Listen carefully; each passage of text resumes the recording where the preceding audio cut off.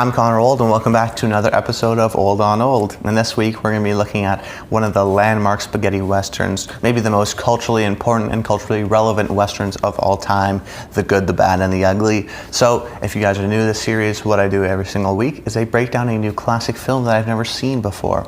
And I talk about A, the historical context of the movie and why it has become a classic and why it sort of has sustained culture today. And also B, does it hold up? I'm seeing all these movies for the first time, so I'm in a unique position where I'm seeing a lot of these classic movies for the first time, and I want to sort of take this opportunity to see if I enjoy some of these classic movies. For the most part, I've been enjoying a lot of them. I guess the Grapes of Wrath video from a few weeks ago didn't turn out that well, but that's what happens with these classic movies. Some resonate with you, some don't, and it's just a great exploration, and it's why I decided to do this series in the first place. But we're looking at The Good, the Bad, and the Ugly, and starting off with a historical context. I said at the top of the show, this is so culturally relevant. It's sort of seen in a lot of people's minds as the first Western, despite it actually being, it's sort of not the start, but a definitive moment in the spaghetti Western. Now, if you don't know what the spaghetti Western was, just a brief context. If you see my John Ford video, that would help. But in sort of the 30s and the 40s, even in the silent era, we had Westerns coming from the Hollywood studio, and they sort of dominated Westerns.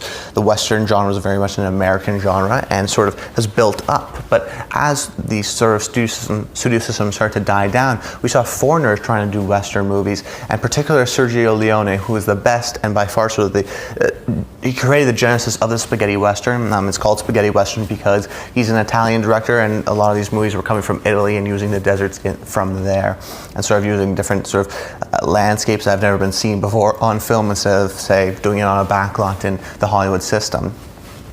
So it became this sort of unique film that a lot of people at times saw as sort of a rip-off, but because, particularly Sergio Leone with his Man with No Name trilogy, this being the third installment of that, there are this idea of changing the status quo, of being inspired by the West but not directly being affected by the West. And actually, when you're looking at sort of the history of the film criticism at the time, a lot of people didn't like it, and they didn't receive a lot of praise despite the audiences really gravitating towards it, because there is sort of a bit of a lot of these American film critics seeing the Western as one way, and this being so radically different that maybe they didn't understand it or whatnot. But also the fact that it's almost like a glorified B movie. A lot of these Westerns were very different in terms of the Hollywood Westerns, in terms of the gore and the violence.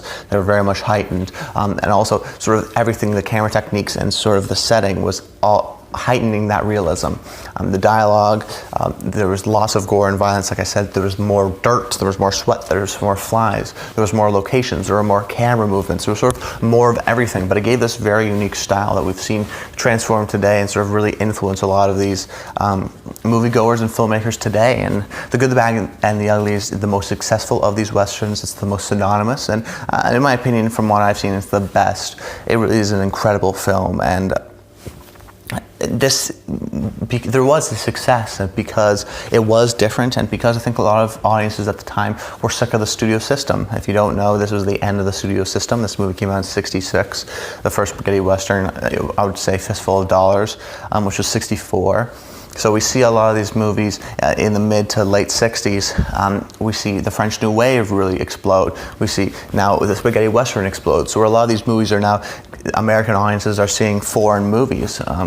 So that eventually led to the studio system sort of crumbling, and then we led to what I think is maybe the best time in movie history, at least in American cinema, which is the late 60s, early 70s sort of auteur movement that happened after the corruption and sort of the fall of the studio system. But this was the beginning of it, because audiences started to gravitate towards these movies and less towards something like even The Magnificent Seven in 1960, where you look at these two movies and they're very different. And I'll talk about that a little bit later in the reasons why I enjoyed this movie. But aside from that, this was also really a launching point for the most part of Clint Eastwood. Clint Eastwood, he was trying to get into the American system. No one wanted to hire him.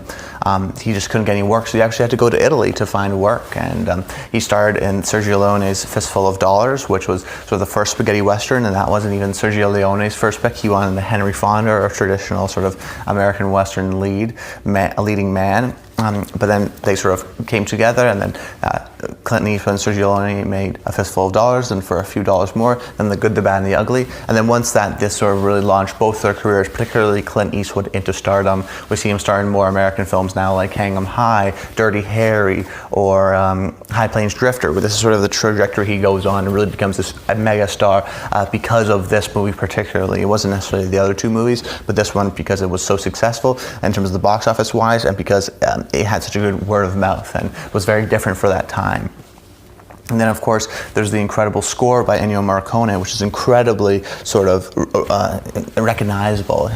So many people, it's strange that so many people think of this as a quintessential Western, despite it being a redefinition of an era that had for 50 years of really the Western, the Hollywood American type Western. This was different, very different in that style. And nowadays, even we see this as sort of the typical showdown, the typical Western movie with those showdowns, with sort of the attire they wear, how it's filmed. I mean, you look at something like a John Ford Western. It's very different than this Western. Not necessarily worse or anyone's worse or better, but it's different, and it's unique to see different styles and sort of the advancement of the genre. And I talked about before how The Searchers was sort of a step in the right direction, and this one sort of was a step in the other direction of really sort of changing that traditional, typical Hollywood Western and modernizing it in that sense. And The Good, the Bad, and the Ugly is sort of seen as this pinnacle one because of that sort of off-kilter, very unique Ennio Morricone score that's maybe the most and maybe the best film score of all time, and then the incredible acting and job by Clint Eastwood and him just launching him to stardom, and the incredible style by Sergio Leone. There's so many of these little factors that sort of created this subgenre of the Western, the spaghetti Western. It was so unique and so different at the time, and really The Good, the Bad, and the Ugly is this sort of watermark, this landmark film of this era, and arguably the best, and definitely I think maybe the most influential Western of all time. So let's go into the next portion of this video, which is, does it hold up? So, does it hold up? Yes, it does. I was a big fan of this movie, but it wasn't an instant love of the movie from the opening screen. You have to realize I'm coming off sort of a huge John Ford exploration where I'm watching all his movies and I really studied them and really worked and sort of figured out the Hollywood Western. So when I saw this movie, I was really taken back by it at first, because the John Ford movies are so much about the West and then the American experience and how these men are broken figures, and then they're also sort of these heroic people that we hold on a pedestal, and the idea of manifest destiny and going to the past, and the idea of an outlaw. I mean, all of these John Ford Westerns always comment on the idea of the West. And this movie felt shallow because it didn't. It didn't talk about the West. It made something that I didn't realize I was missing in the story. It's not a bad story or it's better than that story. It's just a different story. It doesn't comment on the West. And maybe it's because Sergio Leone is an Italian director and he doesn't have that connection, but what he did was an incredible job of taking these really unique characters and telling us a story within this world. This world exists. He is saying stuff. Of course, the American Civil War is going on. There are things happening throughout this movie, but really, he is just talking about the characters and the story within this, and taking them on this sort of grand journey throughout the West, and hitting a lot of these landmarks, like I said, like the Civil War, like some of these villages, the bars, and whatnot, which is why I think it adds that sort of idea of the quintessential Western, because it has a lot of the tropes, despite it not actually commenting on what makes it the West so particularly American and stuff like that. So I was taken back at first, but once I stopped that, I realized that what's amazing about it. The movie feels very modern. I say that because I look at a John Ford movie, Western, and his camera techniques and the way he shoots it are very traditional. He focuses on blocking. There are not a lot of camera movements. And for the most part, we're worried about the characters and their plight, and then, of course, the overall theme of the West. But this one, Sergio Leone has a very distinctive style, akin to someone like a modern-day Quentin Tarantino, who's very much inspired by these movies, particularly this movie, because it was so unique and very modern in terms of the camera movements and how he told the story. Everything is heightened. There are really extreme close-ups, a lot back and forth, and there's really huge wide shots. There's lots of gore. There's lots of violence. Everyone's so dirty, and they're always sweating, and there's flies everywhere. And this world, it feels lived in, and it allows us to live in that world. It's the idea of using these camera techniques and using things to just in the dialogue and how it's shot to really heighten that realism, to put us in that world. And all of a sudden I didn't realize I was missing this, the idea of feeling this texture, really feeling the heat in the summer. When Clint Eastwood is dying of water, you feel that you want him just to get water too. You feel that dryness in the air, the setting, and what he does with textures and whatnot is really gorgeously shot and really immerses you in that camera, in that world. I mean, even how the camera, there's a great shot of we just see them, Blondie and Tuco, together, and then all of a sudden spears come out, or bayonets or whatever, and we see that they're surrounded by people. Well, we didn't see it because it wasn't in the frame. Or of course the incredible ending shot of the showdown that's so typical of how Sergio Leone makes this like 6-minute sequence and just builds tension and uses the incredible Ennio Morricone score. And there's so many sequences, even the first beginning of the movie, where there's no dialogue, and it just really allows us to live and sit in this world. Now, the movie is 3 hours long, and I think that could throw a lot of people off, and I don't think so, because I really just enjoy these characters, and once you get into the story, you just want to keep going on and further. Now, there's problems with the movie, primarily the audio. Actually, a lot of the sort of supporting characters spoke in Italian, and then they were dubbed over, so it doesn't even look like they're speaking the language. So in scenarios, they are dubbed over, so it's just bad audio, and it sort of takes you out of that experience, unfortunately. So that's sort of a hit on the movie. And if you can get over some of that dialogue, that it is jarring at first, yes, but it really sort of adds like if you get past that, I think you'll be fine, is what I'm trying to say.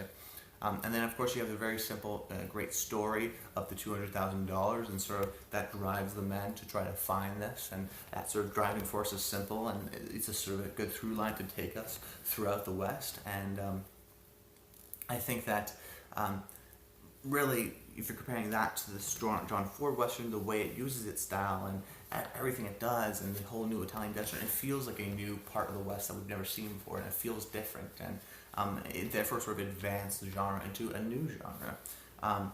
And I think the idea of this movie is a great example, because I often question myself of what's important of the movie. What are movies supposed to do? Are they entertainment or are they art?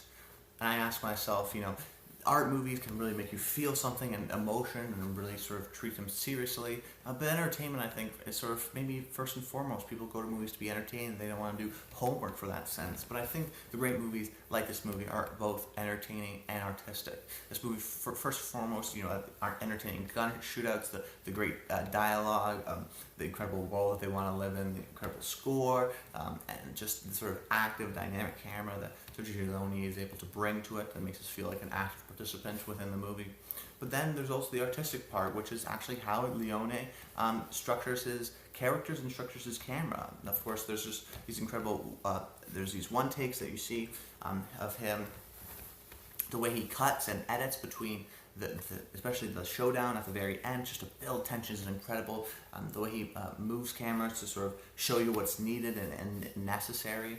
And then of course how he writes the characters, of how we have these complex characters, of how there's the good, the bad, and the ugly, and they're very similar, but it's how they react to certain scenarios that tells us who's good, who's bad, and who's ugly. Of course, they have the typical sort of shots that tell you already, but it's sort of the moral grounds and the different spectrums of morality, of pure good or pure evil or pure ugly. I don't think it's no one's pure in that sense, but it's just how people look at a scenario and react differently towards it was very interesting. And I don't believe how I can't really even mention Ennio Morricone's incredible score.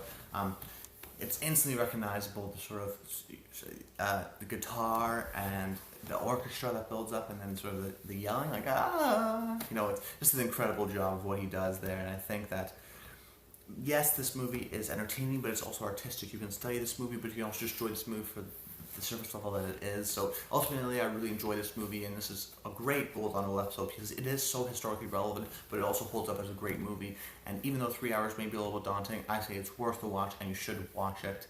And that's it. But anyways, guys, my name's Connor Wold. Make sure you like the video, comment below. Let me know some of your movies that you want to see on future Old on Old episodes. And until next time, stay tuned.